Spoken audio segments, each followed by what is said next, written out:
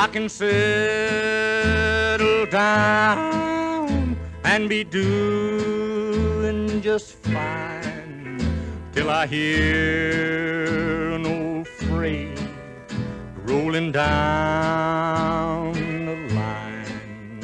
Then I heard. We're here about to talk about the Millennial Poets and the imminent release of the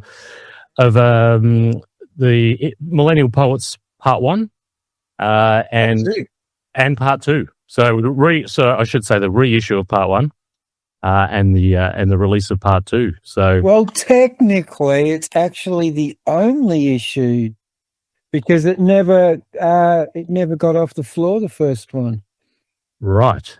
Different days and different times. Ah, okay. And it was probably much harder to release to publish back then.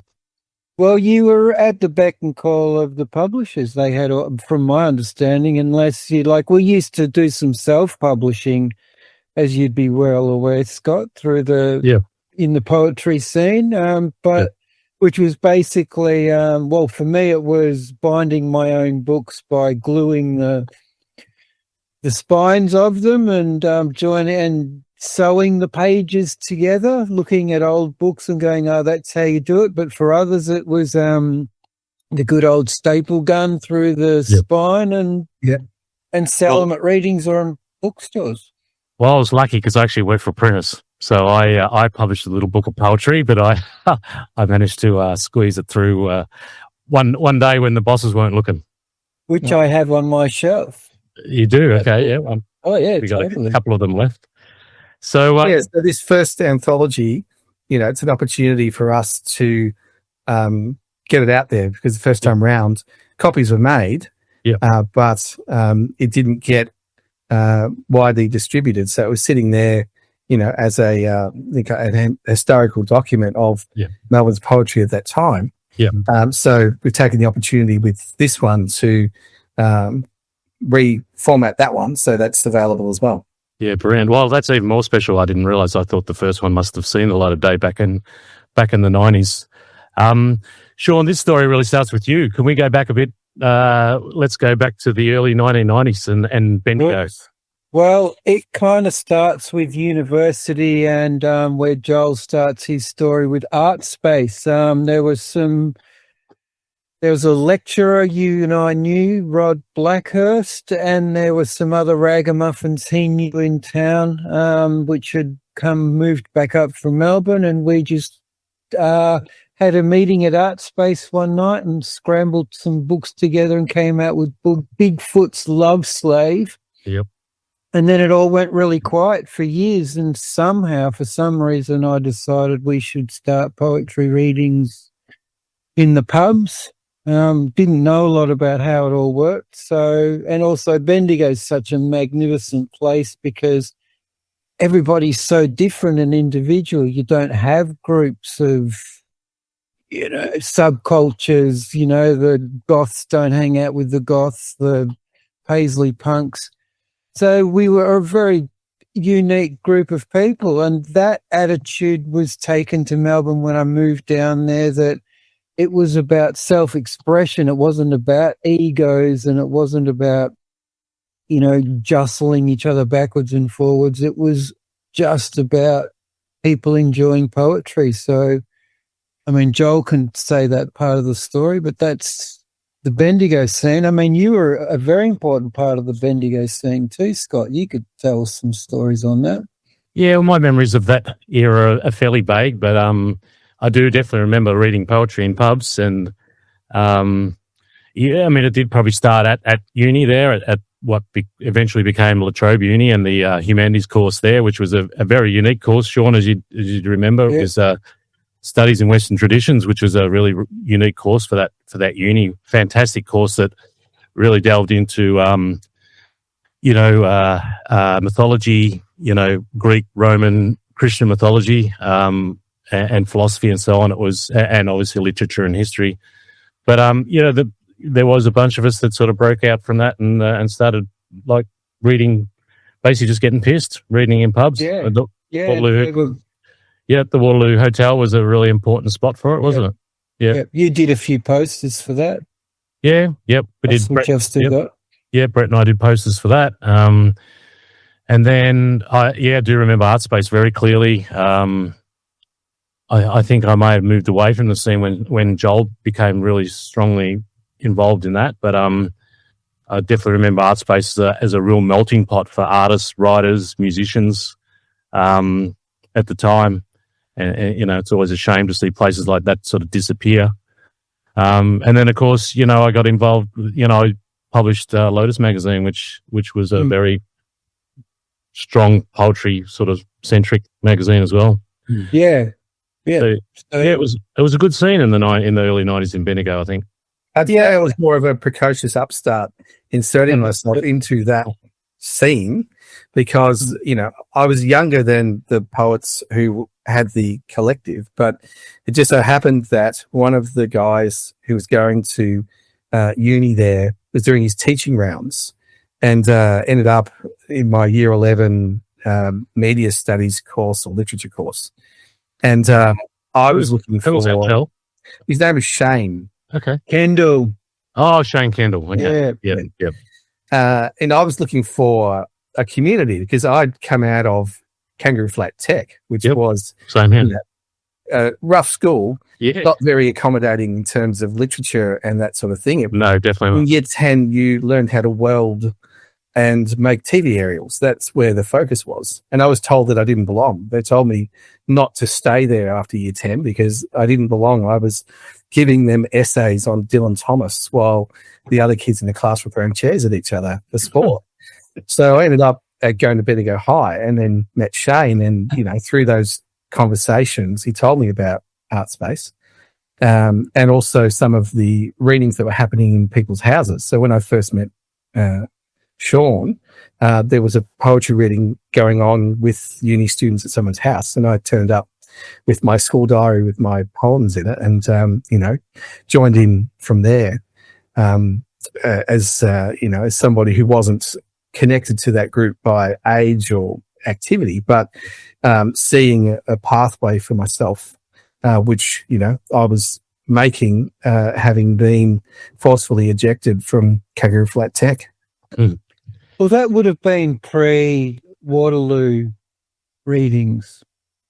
Because in this beginning, I don't remember the going to other people's houses. I just remember one meeting at Art Space, but that would have been before we started the official poetry reading mob, which I have to mention, if we're going to mention Bendigo, was the uniqueness of the Pied Piper's poetry pub crawl. Oh, yes. Where we'd go, I think we did about 10, 12 pubs. So you'd have to go around first and ask all the pubs if that was okay. And if you wanted to read a poem, you had to say, the Pied Poets Poetry Pub Crawl proudly presents. And if you couldn't get through that sentence, you weren't allowed to read. But, You'd probably been too many pots deep by that stage. Well, that was the whole point of it, yeah. And people like Chappie and the guys from Umba ended up playing their instruments from each pub. So they were like our minstrels that would lead us through Bendigo to all the pubs. And yeah, fantastic. I've just got a question. As you guys are chatting there, this concept of art space has cropped up several times. You've talked about it. What was that? Whose idea was that? How did that work? What was it? Why did Art Space? Why was it there? I like the way you guys have used it. It sounds like it was a really important venue, was it? And it was. Who sponsored it and who looked after it? How did it work? Who wants to take this one? I don't really. I mean, I'm happy with because I knew the directors and all the people that worked there. And you go and Sean. I didn't know them. It was basically, it was in the center of Bendigo. It was basically a really large building that had spaces in the background for local artists to be able to have a studio there. And in the front end was a small space for being able to exhibit the work there. Yeah. So we would get, I think it was a council run thing for many years until, and because there was enough room at the back, we used to have bands play to raise money to be able to keep the place going. So we weren't, I don't know how the funding worked, but I do remember a lot of benefit gigs. And also for the poets, we decided through Art Space to have a visual poetry exhibition. And I will handball that one over to Joel because he does have a good story to tell about that exhibition. So, Sure. You, Joel. I was like, it was fine arts out the back for people painting or sculpting and having. Yeah. Wherever they make space, they could have space in there to paint. So you had not just a handful of art students, but you had professional artists as well. Yeah. And so that really brought in a broad spectrum of different people, especially in different mental stages of their lives and careers. And so everybody, you had the young and energetic and the older and the wiser, and all together we pulled it off. So it was added to the fine arts, painting and whatever was added to by the literature as an art, that through poetry. Yeah. And also through visual poetry, which we also, of course, on the opening night had performance poetry as well, which gave people an opportunity to think a little bit more outside of the box, which, Joel, and that was the first time I met Joel, really. And music was very much part of that too, because that's sort of the other part of the scene. So I remember part of Bendigo. We used to, I was involved, as you remember, Sean, in a band called Goy's Child, and we used to have band practice there. So we'd practice there once or twice a week. Another one, and then, I remember gigs, for example, you mentioned Matt Chapman earlier, the band he was in called Behemoth. I remember a gig very clearly, him up front of Behemoth. Oh, that was priceless, that gig. Yeah, Sorry, that was but him in that was amazing. I've never known somebody to stare at cigarette butts and yet be such an entertaining front man. There was just I knew Chappie was going to go places with.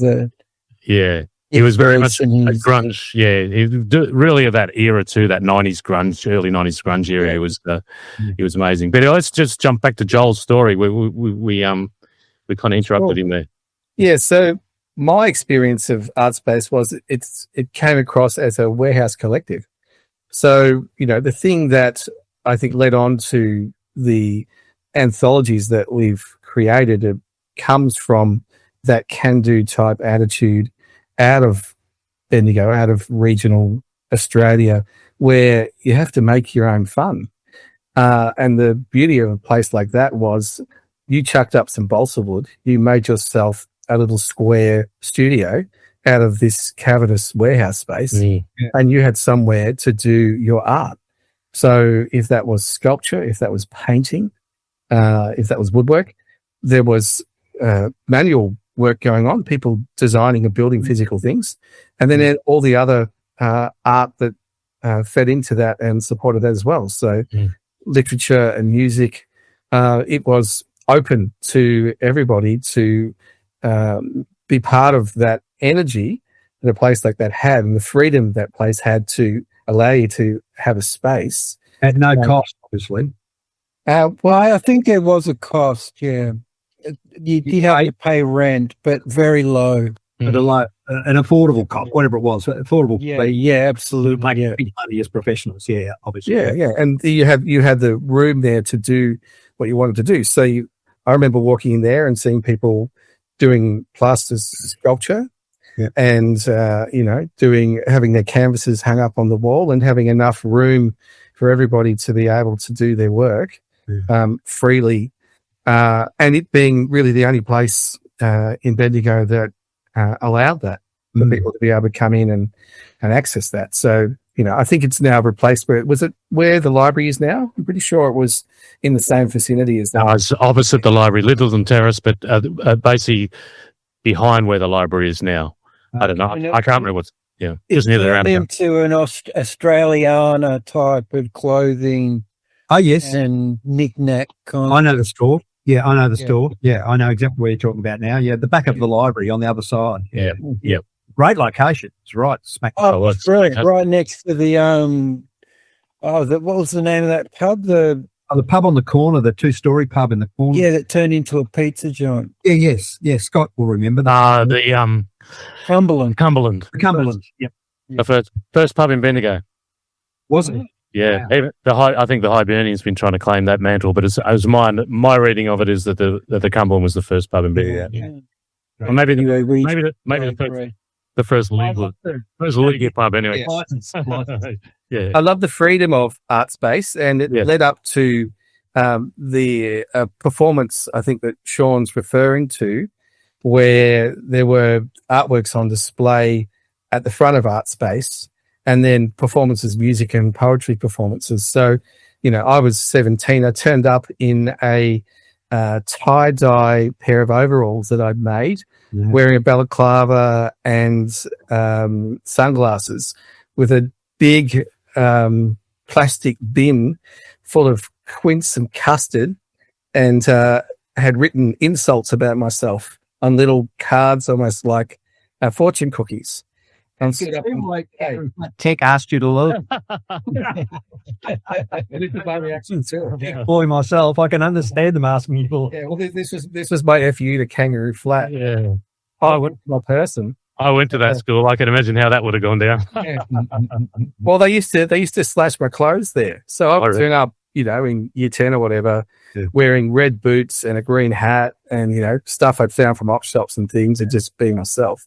And I'd come back from recess, and they'd got their box cutters out and slashed on my jackets. They couldn't accommodate someone who was different to the norm. So I was very happy in a place like Art Space where I could just do whatever I wanted, and combine readings with live performance and so on. So this big bin full of custard and quinces was there to throw it at me as people read out insults. So I handed out these little slips of paper, and people would say things like, I think your mother's very disappointed in you and you're not going to go anywhere in life. And then they'd reach into this giant bin, grab out some custard and quinces and throw it at me. And then I think Sean remembers obviously what happened afterwards, because there was a trail of quinces and custard that went all the way down the street as I was dragging this bin home back to Quarry Hill. Yeah, and we tried to follow it to see where it came, once it came. So yeah. So that was the building blocks of the way that I looked at how, as an artist, you should be able to express yourself. It was not.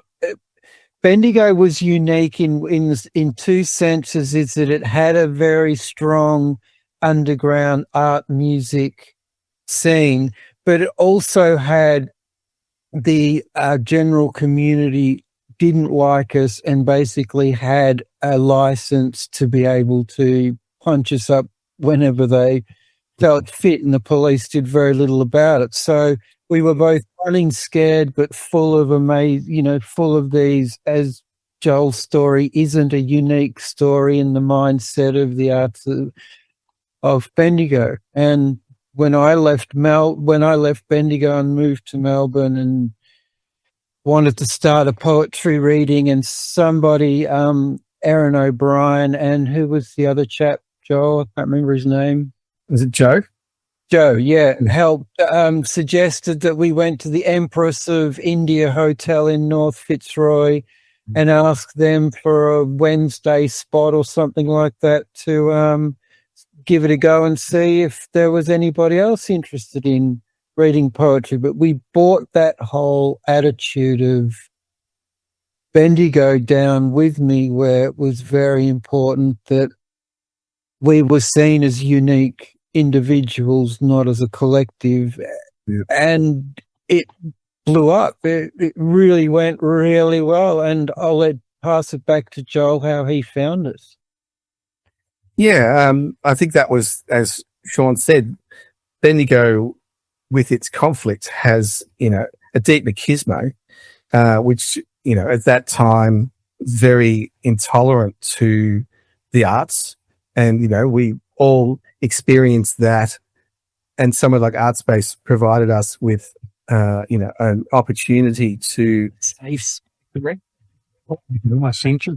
Before we leave Bendigo, because I think that's where we're going, I'll just break in with a little story. I remember, I don't know, Sean, if you remember, Robin Shippard. She was I don't know which course she did at uni anyway. They had a place down on the corner of Williamson Street, you know, the big roundabout there at the bottom of Williamson Street. They had a house there that was a big party house. Anyway, one day she must have gone out and written this poem on the electricity pole outside the house, right? And in the Addy, there was this big article about how the hippies are taking over Bendigo. You know, how terrible these like arty hippies are like they're everywhere, vandalizing public property, right? Yeah. So I remember at the time I was writing a few letters into the Addy, into the editor, and I wrote this big. I probably still got a copy of it somewhere in the shed, but a big long letter to the Addy, just, you know, basically saying how, you know, how Bendigo just, you know, what we're talking about, how it just doesn't support, you know, everyone's just in this I don't know, this rut of normaldom, you know, and there's no support for the arts or for people who, you know, are into the arts. So there was definitely that us versus them kind of vibe going. Yeah, absolutely. Yeah. And you're kind of running on the seat of your pants. I mean, I had friends who lived in Williamson Street who had to fortify their house with bags of broken glass and weapons and things because it wasn't unusual for people to break into their house in the middle of the night, beat them up and leave again. So it was actually quite a vicious place to be if you're on. Yeah, if you're going to survive that, then you have to be creative, which it's kind of an interesting contrast because it creates an optimism, I think. You know, and that's Artspace was optimistic because people were there being creative and free to be creative.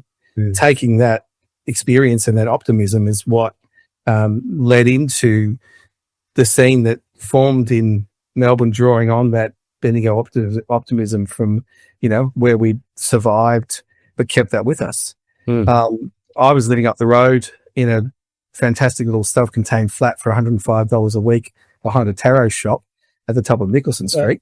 And I used to go down the road every Wednesday to get the half-price falafels, which happened to be across the road from the Empress Hotel. You can get a falafel for $3.50 on a Wednesday.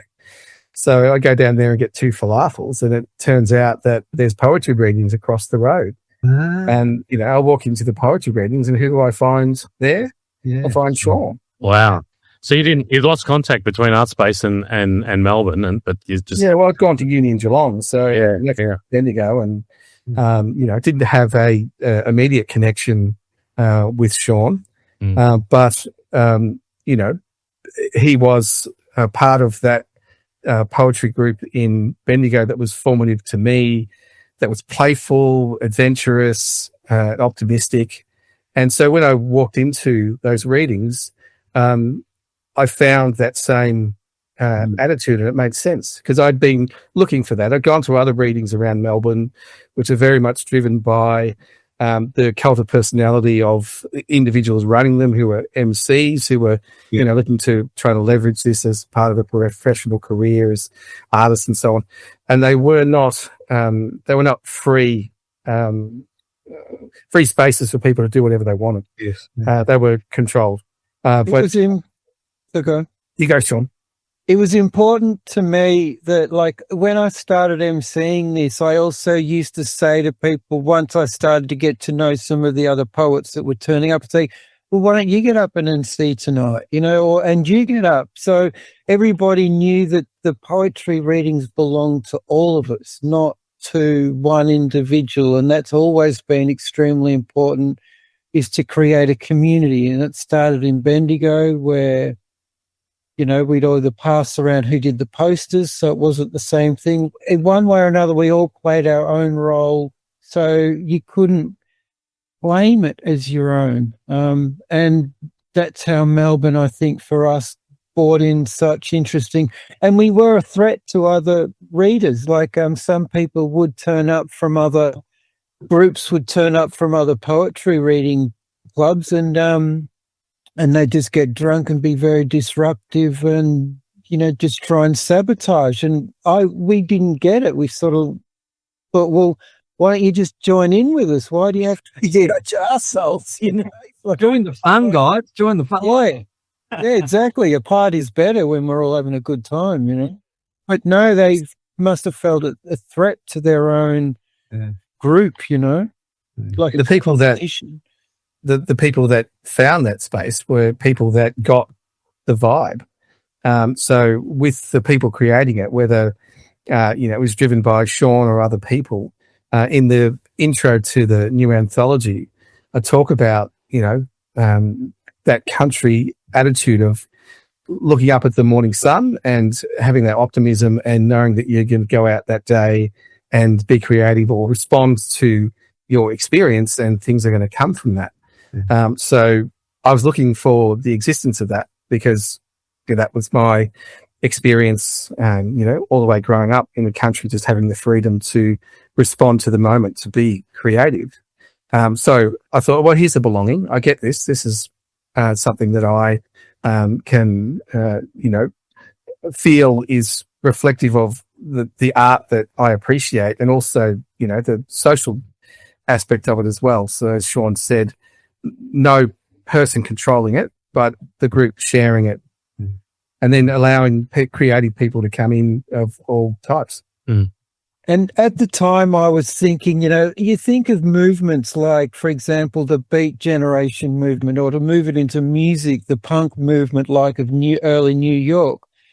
And you think that it was this larger than life kind of collective of people. But then you suddenly realize, well, for the punk movement in early New York, it was really only CBGBs and maybe 2 other venues, and maybe 5 or 6 bands that started something that is now huge. And I just suddenly went, well, why can't we do that? Like, why can't we do something unique with poetry? And what is the next best step for us? I used to run plays where I'd get the poets to write their part, and they'd use angle grinders or whatever they wanted on stage so we wanted to think, well, what's our next step? We're clearly getting interest. We had a television station come and film us reading one night because they took interest in our group. So we had, what's her name? Sandy came up with the idea of, why don't we put together an anthology of our collected works, and from there we'll send it around to publishers and see if somebody in the book can be picked up by a publisher, and we might be able to launch somebody's career. Again, it wasn't about the self, it was about the collective. And so I got all the poems given to me, and with a little help, I can't remember this period very well, but I know there must have been people who came to help pick out the poems of each person, and there was some that came to help dictate on my old Apple Mac 7, and then I printed out all the pages as I did with my own self-published work, binded them up, and then went, oh shit, I'm not very good at distributing. I'm not very good at finding somebody or selling the book to people, publishers. So Joel stood up, and I'll pass you back to Joel, so I'm not doing all the talking.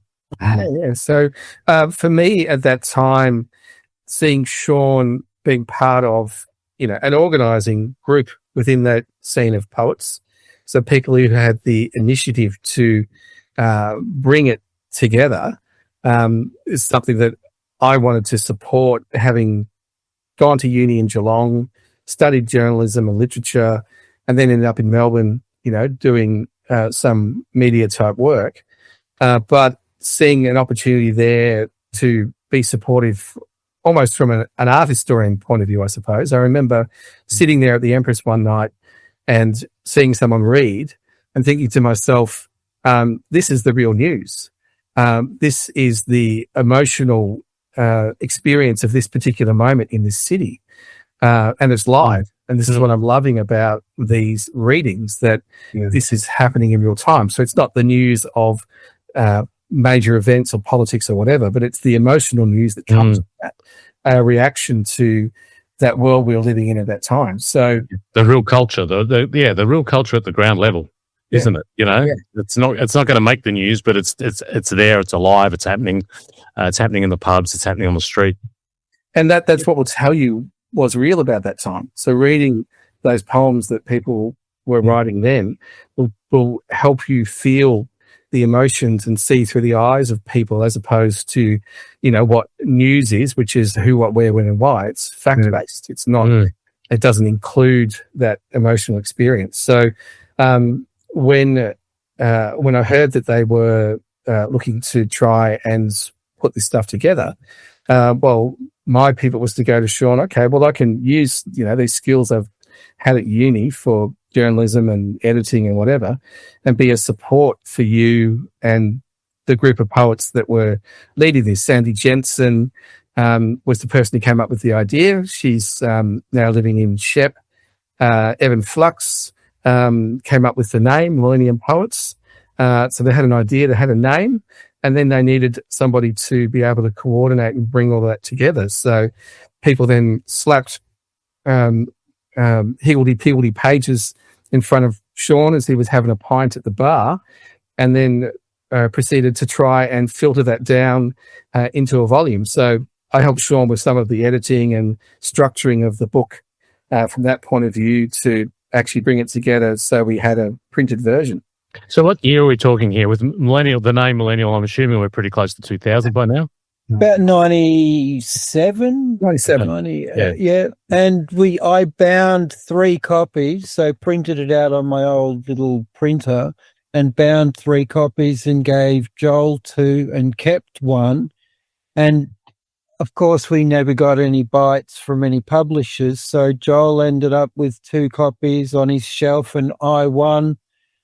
And then we kind of went our own way, which is another story. But we might not have the time, so we'll just jump to one day at a time. Okay. Well, I moved away from poetry and into visual arts, and then I lost complete contact with all, which is typical of me. I walked around the corner and never walked back again, and so I lost a lot of contact with the people. But I don't know, maybe nearly 10 years later, Joel. No, it wouldn't be. But a couple of years ago, I received a package at my mum and dad's from Joel, which was one of his poetry books and his phone number. So I read the book, and after a little while, I finally got in contact with him or emailed him, and he then suggested, and I'll hand it back to Joel. Yeah, so like Sean, I disappeared. I ended up in the jungle in Paraguay. After those poetry grants. I bought a one-way ticket. Bought a one-way ticket to Paraguay and left.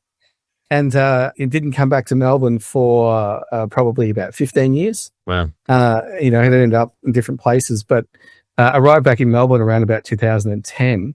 And Evan Flux, who's one of the central poets in both the volumes, was actively creative during his, event type stuff. So, performance things not dissimilar to art space, music, painting, all sorts of multimedia experiences and that sort of thing. He was very much involved in creating events around that. And so he and I crossed paths and, sat down and had some tea and started talking about, our experience at that time. And he went, "Oh, you've got a copy of that book, Millennium Poets. Can I have a copy?" So I gave him one of my 2 copies. And then we said, well, wouldn't it be interesting if, we were to revive that and then see where everyone's at now? Be curious to know what they're doing with their poetry. So that was the germ of the idea to make a new volume. But, to do that meant finding the people again to, see where they're at. So I knew that Sean's parents had a pottery in Malden, which was the address, I think it's the address in the first volume, a PO box in Malden. PO box. Yeah. Mm-hmm. So I got in contact with his mum through her business and said, Sean's still around and whatever. And she said, yes, he's living in Stawell.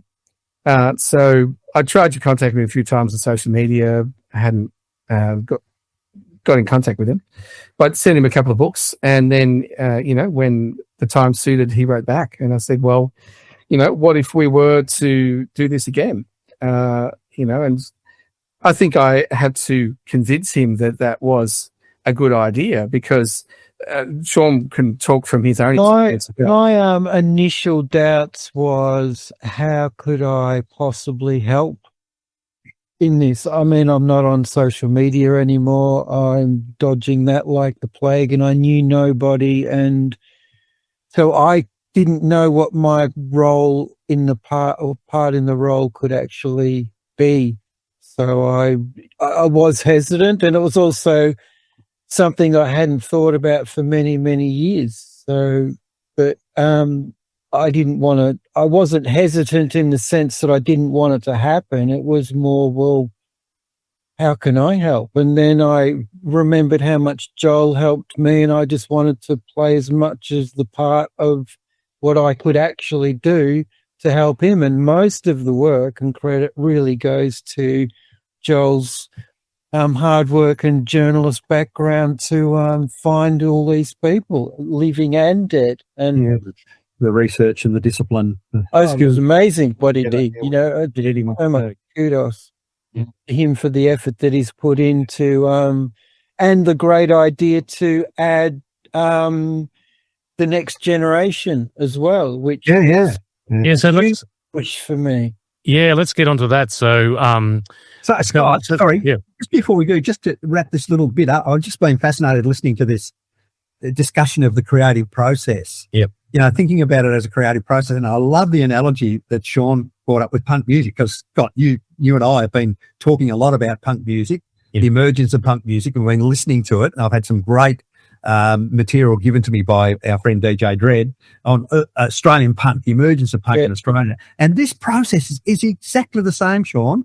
It's exactly the same, where it's almost an organic evolution, So the Saints, you're stranded, the album still stands up, there was no punk when the Saints started to play those guitars loud and fast. There was no thing as punk, and they couldn't even get anywhere to play it. So they played it in their own bloody house, Isn't it? This is just fantastic. This is it reminds me of that journey. All of a sudden now something's emerged, but it wasn't there. It gets labelled later, but it's actually been built by creating minds and relationships amongst people. It's fantastic. This journey to me sounds similar. I'm really thoroughly enjoying the conversation. It's great. And by the fuel, that was the catalyst for me to go, well, why not us? Why do we always say, well, we'll never be a part of? If the Saints had the same attitude, my God, would punk music not just in Australia but internationally be without the Saints, And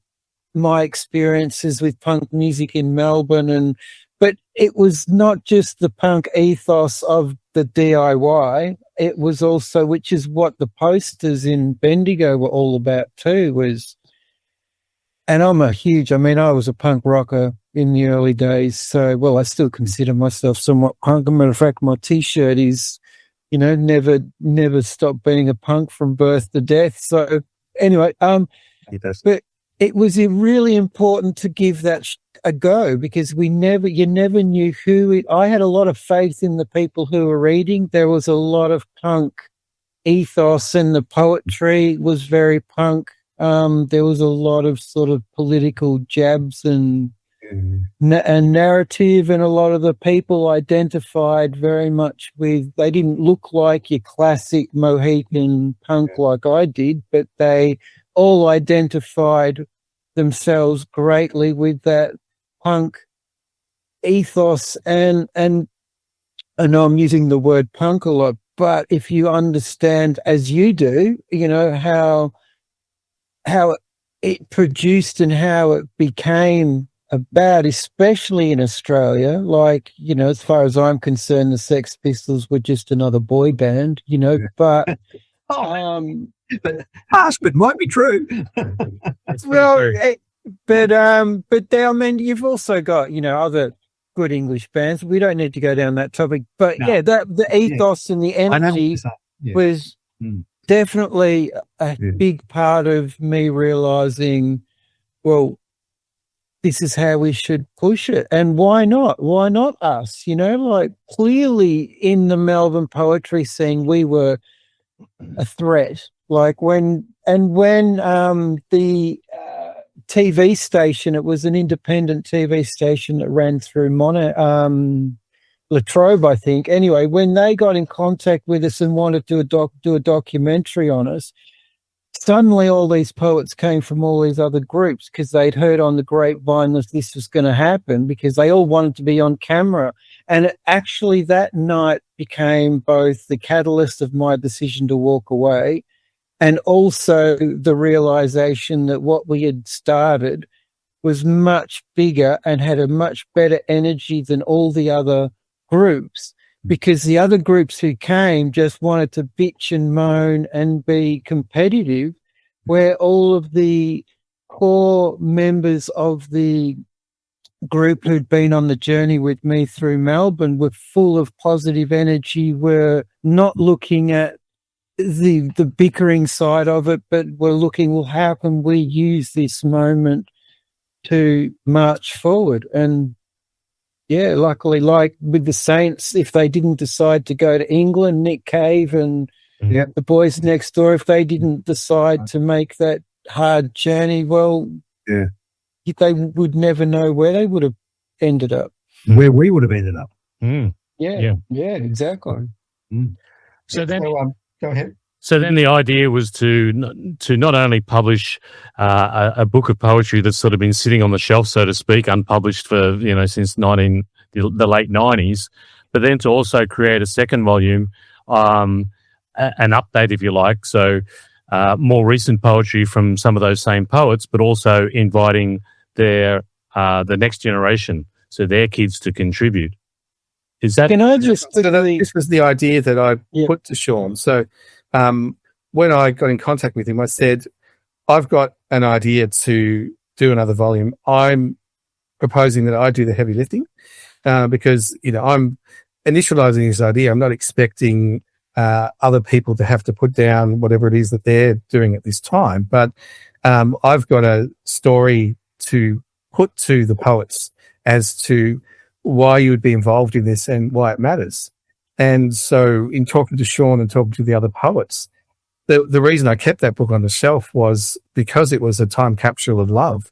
The positivity in the poetry there, the defiance, the political edge that the poets were capturing from their life experience at that time, to me was a real treasure. And it represented, that formative experience of can do, our punk ethos, our country positivity, which I believe in, which is what has driven my art since that time. So that's the kind of experience that I like to encourage in the arts, in the events and the activities that I do, to see other people get inspired by that, as opposed to, trying to create something for a structure and fit it into a structure, but to be free and as expressive as they are about their own experience and have the support for that. So Sean was the first point of discussion. Evan and I had talked about the idea, and I needed Sean's permission from my point of view to do another volume, because the first volume was Sean's heavy lifting. He was the one who was prepared to take those poems and do the hard work of formatting that book and being the driving force of that. So I sought that permission from Sean. I said, well, this is why this matters. And, in the same way I'm describing here, this is important because of this love and optimism in this volume and what that represents, and I'd like to carry that on. But not just for ourselves, but for the continuity of poetry. So the additional idea I had for this book was, well, if we have kids or other people in our community or families who write poetry, wouldn't it be wonderful if this second volume didn't just include our work, but included an up-and-coming generation of poets who'll be able to carry this on, this optimism on with them. Yeah. So in talking to the poets, I had to do a lot of research to find where they were and talk to them and have a lot of conversations with them about why they should be involved in this. There's a lot of hesitancy around it as to who this guy is coming out of the blue, vaguely remembered me from 30 years ago. What's this person asking? Is this person genuine? Are they looking to take advantage of me? So having conversations with them to give them assurance that, this was a genuine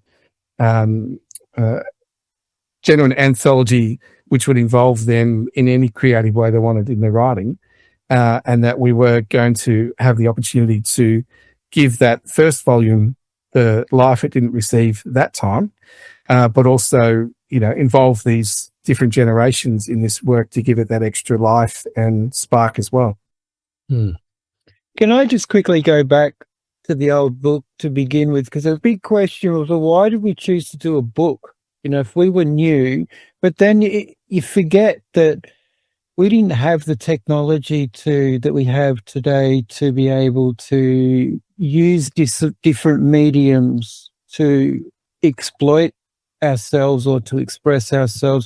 We had video cameras. Like, there are quite a lot of interviews that I did by borrowing video cameras in Bendigo and recording interviews with people. I don't know, I'm sure you were on that, Scott, but somebody ran away with but there was nowhere you could, I suppose, burn a CD or something of live stuff, but a book was really the only way to go. Whereas now, you look at, there's so many other mediums that actually a book has become, unless somebody's reading it to you online, a book has become a lost. Well, I'm very glad for one that you guys have printed a book, because I think it's super important. I still love the tactile feel of a book. I love reading from a book, or and I think it's those who go the extra hard yards to print something physical, whether it be a book or a magazine. I think there's a lot of credit that needs to go to them, because it is much higher risk. It's a lot more expensive, and it's a lot harder to distribute. So, but a lot easier than what it was in our day. Yeah, exactly. Which is again, thanks to Joel's hunting and great work trying to find a publisher, and thankfully an Australian publisher where, now books can be printed. This is Joel's story again, but a number of books have been printed so that they can be distributed and sold by the individual. I'll leave Joel to explain that. But another one is you can order books online now. So you don't have to put in a risk management of quite a few thousand copies and hope to sell it. Yeah, completely up to the individual contributor. So my interest is not for any personal profit or gain. So I found a printer, asked each of the poets, how many copies of the book would you like? Collected those up, went back to the printer to say, how much is this going to cost per unit? And so the poets have paid the division of the per unit price for however many books they want. Some have wanted 2, some have wanted a lot more. And, based on their capacity or how many they want to share, it's the unit price, which for a book like this, I'm holding up now, dear listener, the second volume, which it's got Evan Flux's amazing artwork on it. It's 130 pages, and it cost the poets $6 to print. Yeah, amazing. So if they can go and sell those for 20, well, the markup is there, and it's up to every individual poet as to what they want to do with it. I said to them, I'm here facilitating this because I believe in, the spirit of the original volume and wanting to do that with yourselves as poets and, your family, your kids and whatever, and carry that forward. And let's try and make it as cost effective for you to do that as possible. What you want to do with that, you've bought the book, it's entirely yours. You want to go to readings and put it in and sell it. Yeah. You want to go out in the street and hawk it. If you want to give it to your family, this is yours. It doesn't belong to any one person. It doesn't belong to me. It belongs to you as the group has put it together. I've done the research to get the best outcome, to get a really beautiful looking volume for, a very cheap price comparatively, and go forth.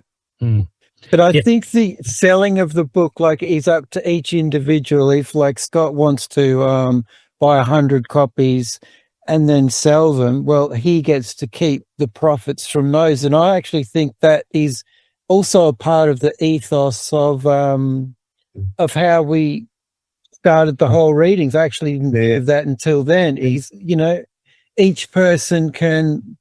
We don't sit back and wait for Scott to sell his 100 copies and demand money,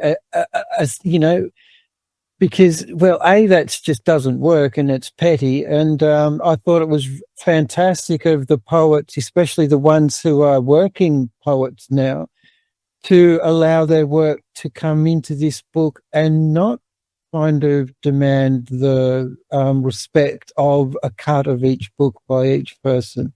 I mean, that'll change if a large publishing firm actually pick it up and go, oh, hang on, this is a good thing. But until then, it's up to all of us to push it as we feel like it. I've taken 10 copies. I won't sell any because I've got no outlets to sell it. But some of the people are working performers, and they'll be able to actually make a little bit more of a living off their art because of the book, I hope. So, and kudos to them for that. Yeah, socialism, Scott. Oh, geez, don't start on that, Brian. You might use on the wall behind you, maybe. So, in a follow-up podcast, if you want to talk about my life experience, there's a print from the National Library in Havana of one Fidel Castro hanging up on my wall that I bought. Yeah, bought it out of the photocopy room at the National Library in Havana. So I'm a proud socialist. And we don't get political on this show, do we, Brian? You're trying to avoid it. I have to confess, I did notice the portrait behind Joel. So for me, that's a driving force. So not talking about politics, but a socialist principle from my point of view is to support the a group of people to achieve what they want to achieve out of an experience without you looking to personally profit. Yes. So in terms of giving assurance to the poets, just very quickly, I used to be the organizer for Equity, the union, and we would have an equity contract in a theatre production. So anybody who wanted to perform in amateur theatre, you got a document that said, if we make any money, we get a split. You get 5% or whatever of it. So this time around, I said to each of the poets, well, I'm not looking to then run off to a publisher, as Joel O'Connor and sell it to them and then, profit off you. Here's an equity contract. If we ever got a publisher to pick this up professionally, well, we've all agreed that if there's an advance or sales, that each of the poets involved gets an equal share. Yeah. And just to quickly come back to this idea of threats, well, even through this experience, our punk ethos has, generated some sense of threat amongst the poetry community in Melbourne with people who don't understand why are you doing this. And not so much them not being involved because they've been invited to be involved and chosen not to, but not to be able to understand why someone would take such an egalitarian approach where there isn't any profit motive, or you can't find any profit motive from the individuals involved because it's not there. To some people that doesn't compute, and it makes them uncomfortable because it's not what they're conventionally expecting things to be. Me being the driving force of this, that's my ethos. I'm not looking to profit from it. My reward from this is the creation of a beautiful thing that goes out into the world and then takes on a life of its own and replicates. It's being really true to the ethos of the whole concept right from the start. I think what Sean said before is sort of the penny drop. Sean's going, no, you know what? Here it is. It's still going on. Well, it was the same for me. It just hit me as we're talking that actually that's the same as. But I'd like to bring Scott back into this now, if I may. Is that Scott and I lost contact for many years, and somehow we became back on our radar. And I heard that his daughter Trinity was writing songs before she had left home and also gone trekking around South America, which is where she was when I approached Scott. And I got a wonderful letter from Scott, in the post of all things. And so that it showed me that he was getting back after kind of a different journey for him, but he was coming back to writing again. So I thought, well, okay, he wasn't maybe a part of the Millennium Poets project in Melbourne, but he was a really integral part in the seed that became the vine that ended up being the Millennial Poets. And the fact that his daughter is also now writing, it just felt absolutely right that Scott be invited to be involved in this project. And at the time, Trinity wasn't even in the country, but we did manage. I'll let Scott talk about it. Yeah, no, thanks, Sean. I did want to touch back on that multi-generational thing, because it does mean a lot to Trinity and I that we've been published together in a book. So, we did stumble back across each. I mean, I think we've been in touch like once every few years. We might have touched base here and there, but yeah, exactly. And I don't even know how we touched base again. Anyway, you mentioned this, and Helen bought me a case of beer from you. Valhalla, yeah. And so you asked me if I was still writing. Well, you knew I was getting back into writing, but you'd asked me if I'd still been writing poetry, and I never really stopped. But as I said to you, my poetry was kind of like a few beers in the back shed and start writing some words down. And so I do remember those days very well. They were a very important part of my life back in that era. And I was thrilled to be asked. So I remember saying to you, look, let me give me a couple of days, because it was the 11th hour, wasn't it? The book was close to being wrapped up, and I said, let me go back through my book in the shed and just see if there's something I can salvage out of there. And I think I sent off 4 poems, which all made the book. So, and then you asked about Trinity, and there was that challenge that she's traipsing through Central America and Latin America at the moment still. And she sent off I contacted her. She sent off a couple, and they made the book as well. So really, really, a really great concept to not only to revisit and bring back to light something that was happening, 30 odd years ago, but also to tie it into today. And Sean, I know your son has some poems in the book as well. So, I mean, that's why when we were invited to do it, I thought, well, I don't write much anymore. I mean, I still do. I write, occasionally song lyrics. And I mean, poetry doesn't really ever leave you as a form of expression. But I remember when we were invited, before Joel came up with the idea of adding our kids to the show, it was like, well, I haven't got anything to even tap into. But once Ollie was invited as well, I sat in the car while he was in a store buying himself some clothes and just smashed out 3 or 4 poems and each of my poems is kind of a narrative about and to the millennial poems. But it was really nice because Ollie has a much better grasp of the English language than I do. And although he's a visual artist, he also likes to tap into poetry, and I might be being biased, but I think his poetry and his wordsmithing is bloody amazing. And it was a really good way for me to get his work out there because I really believe in him as a poet.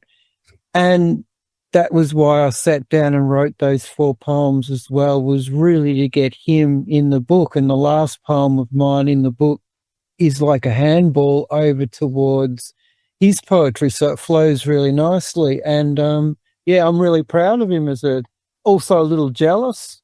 You kind of look at your kids who are more talented than you are, and you go, I have a little shit, But as a loving parent, it's more like, wow, I have an opportunity to maybe start something that could help you for the rest of your life. And this book might be a great encouragement for him to have a bit more faith in his poetry and allow it to do something more. That's happening in my conversations with Ollie.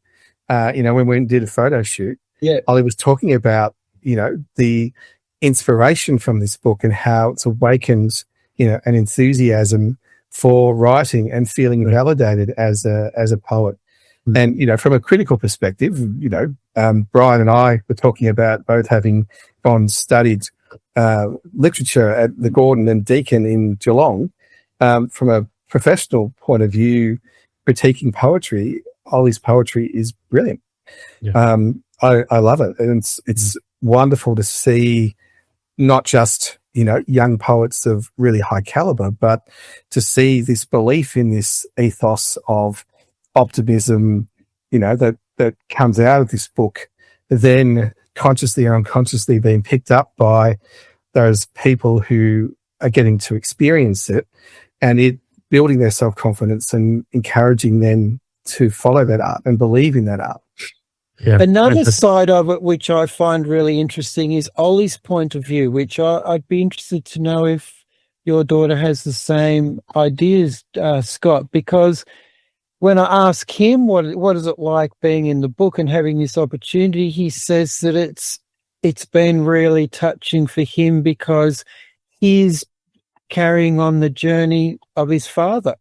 And I mean, it's hard for me to express exactly what he's saying, but it was just so amazing to hear his side of it. Like, from me, as a parent, I'm helping. I feel like I'm doing my job to help forge his future a little bit more, and I feel honored to have that opportunity. But I never saw it from his perspective, where he's looking up to a parent going, well, I have the honor to continue on doing something that you've done. And he feels I don't know. It's hard to explain, but I think he explains it so well too. Yeah, well, Trinity has said something along those lines. It certainly had sparked a little bit of inspiration back in her because she's been busy traveling, and so writing is probably taking a bit of a back step for her, but it's certainly ignited a spark in that area. But also, I think because, Sean, you did allude to earlier that the last 20-odd years of my life, 30 years of my life, I've been I've been focusing on other areas, particularly in running small businesses and that kind of thing. And so the creative side of it has been taken a very much a backseat in my life. So I think for Trinity to see that connection back to times when I was being very creative, and also that I'm trying to reignite that creative spark now, I think that was a really good thing for our relationship too, from that point of view, to see that connection. Surely that would encourage her to start asking questions about a life unknown of her father. And I remember with my father, I wanted to know so much about the times that I wasn't around, that I don't know, for whatever reason, that's a whole different conversation, but he was very quiet and held his cards very tight to himself.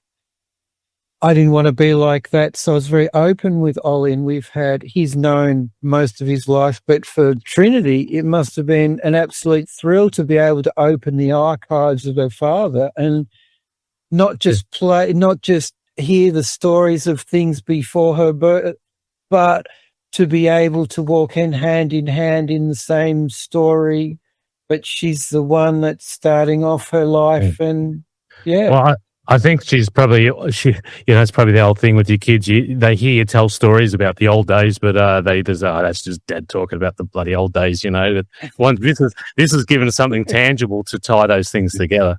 Yeah, Look, I am conscious that we're on a schedule here, and that speaking of the next generation, Joel has to go and pick his son up from school. But let's so we better make sure we give this whole thing a plug before we wrap things up. Tell us, Joel, about the launch. So I went back to the Empress Hotel with Eddie Berger, who is a very prominent poet and surrealist artist in Melbourne, who I've been friends with for a long time. He's very connected to the active poetry scene, and who, in the spirit of this book, was enthusiastic about being involved in it. So we contacted the Empress to say, we're a bunch of poets that were involved in this scene. We'd like to come back and launch a second anthology at the same venue and have a look at it and see whether, it's going to work. And they're enthusiastic. So 3 p.m. on Saturday, the 28th of March this year, we're going to launch the second volume. And we are encouraging people to find the Millennium Poets Eventbrite link, where you can RSVP to go along. Eventbrite it's not a paying ticket; it just says I'm going along. Yes. So we're trying to get 70 people there, which is sort of a maximum group in the space that we're using, to come along, meet the poets, hear the readings.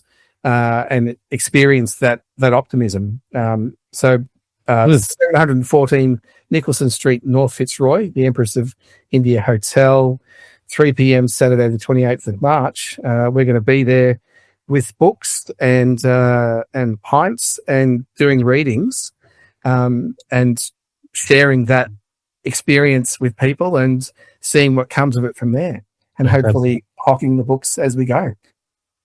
Fantastic. And we'll put links to all that in the show notes as well. We'll make sure that the link to the Eventbrite and so on's all there for people to find.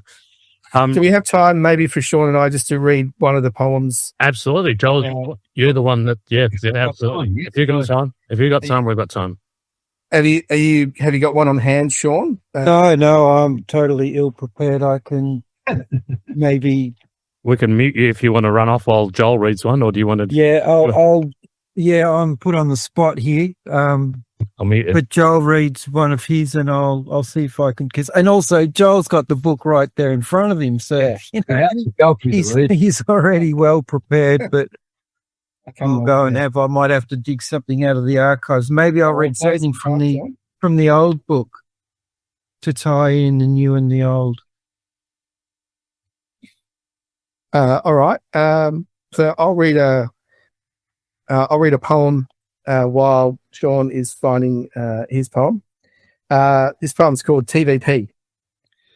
So damn poor we ate the wheat for the chickens. You'd think we were straight from a tale of Charles Dickens. Then the Salvation Army brought us a Christmas box. We thought we'd hit the jackpot. We thought, this rocks. But come Chrissy Eve, there was but one thing left. We'd eaten the rest for hunger. We were bereft. We had one can of textured vegetable protein. TVP, they call it. Some will know what I mean.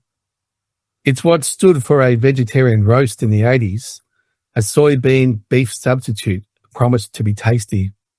So we took off the lid and plonked it out and eyed it together as we sat about and wondered how you'd eat such a thing that looked like dog food, not advertising. We had nothing to mix it with, no pumpkin or taters and no plum pudding or sweeties for later. This was it for us, our poverty turkey, but we weren't going to whine. We counted ourselves lucky. So we cooked the thing up like it was 2-minute pasta and doled it out equally so we could eat it faster and put it to our lips and spat it out together, the worst thing we'd ever tasted, worse than rabbit liver. Then we burst out laughing as we caught each other's eye in that long ago small town from which we've long said goodbye. We were brought together by this monstrosity, by the kerosene lamp, my mum, my sister and me. We knew what awful was, despite our circumstances, and TVP was it. No second bites, no chance, sir. We shared the disaster on that dusky Christmas Eve, and our laughter rang out, and still does, through the distant eucalyptus trees. Yeah. Fantastic. And Who's the writer of that? That's my poem. Oh, that's your poem. Yeah. Okay. Beautiful. Beautiful. Yeah. Growing up in Ararat, in a single parent family with no money and having to buy wheat from my family, which was second grade and only meant for the chickens because that's all we could afford. So you're just down the road from where Sean is now. yeah, That's right. Yep. Is Yeah. cool. how about that? We really are going full circle. Wow. Something else I'd like to mention with the book is it's not just the millennial poems. Joel also had an invitation through meeting Eddie Berger, to invite other poets from, I don't know if they were from around the same time, they were around the same age, so I guess, but it's not just the poets from the first one in the new one. He's actually opened up the door for new poets to come in. Yeah. Which I think is good. Also, Me included. yes, Scott included. Otherwise, it would be a rather short version this time because there's a few who aren't with us. I mean, people like Scott. Alexander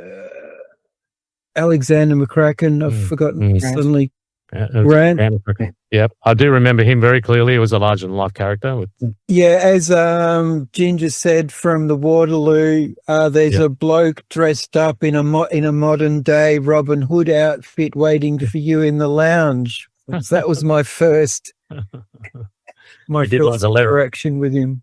Yeah, and my last wasn't so pleasant, but yeah. Anyway, poor fella. Honouring them in the book, just very briefly. So yeah, For those poets who are not with us anymore, they're part of this book as well. So we have, reached out to their families and put their poems in the book, to honour the work that they did and their poetry and being part of that and sharing that spirit as well. So there's a number of poets in there and recollections connected to those poets that we've got people to write to remember them and why they're part of it. fantastic. Sean, what do you... Just ask Joel while you're on that. We talked a bit about the launch of the book, and is that the book that you're showing us now? That's the second edition. That's right. So this is the Millennium Poets Anthology. Where can somebody like myself get that when I'm not connected to a poet necessarily? How is it available for purchase somewhere? Absolutely. So the online publishing site Tales from the Treehouse have it up online for sale. And then an email contact of mine is at the bottom, so people can contact me directly to get copies. Or alternative. I'm encouraging each of the poets, to put it up on their websites or share wherever. So I've got it up on my website, but it's a central place, talesfromthetreehouse.com.au. I can come back through you, Scott, anyway. I'm not sure what you're doing, but I want a copy of this, however it happens. I've got a copy for you. Yep. You don't have to buy it. But I'm going to see if I can put it on our Patreon page and sell it as an item there. Good. I haven't worked that out if that's possible. Good. Yeah. Excellent. Right, Sean, hit us. all right. Excuse I haven't read for a while. So anyway, this is just where I opened it up to. So I haven't picked this one for any particular reason, and this is from the original. So it's called Dancing Around the Commission Flats, a world where people weep. Where once the dead tunes sang of crazy battlefields, the lovers now dance a smooth quintessential jive of suave lip-touching pleasures.